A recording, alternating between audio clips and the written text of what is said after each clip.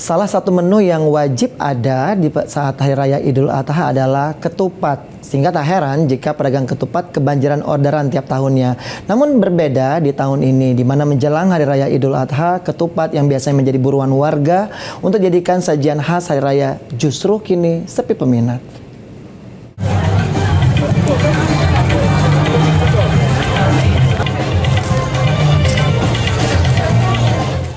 Berdasarkan pantauan dari tim PAL TV di Pasar Kilometer 12 dan Pasar Kilometer 5 Palembang, para pedagang mengaku penjualan ketupat jauh lebih menurun dibandingkan tahun lalu.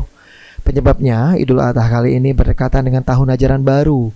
Banyak keluarga lebih memilih belanja perlengkapan sekolah ketimbang kebutuhan lebaran. Meski begitu, harga ketupat masih stabil. Satu ikat ketupat daun pandan isi 10 dijual dengan Rp10.000. Ya pokoknya penjualan lah seminggu lah. Tapi untuk khusus untuk jalan lebar per 3 hari, 4 hari lah. Ada peningkatan nggak Bu dibanding tahun kemarin Bu penjualannya? Tahun ini macet nih yang tahun ini.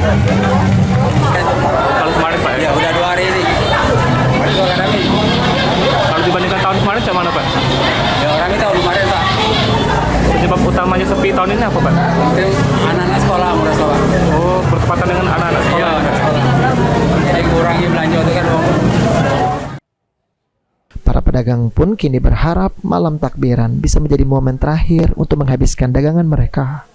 Hafidz Zainul, PAL TV.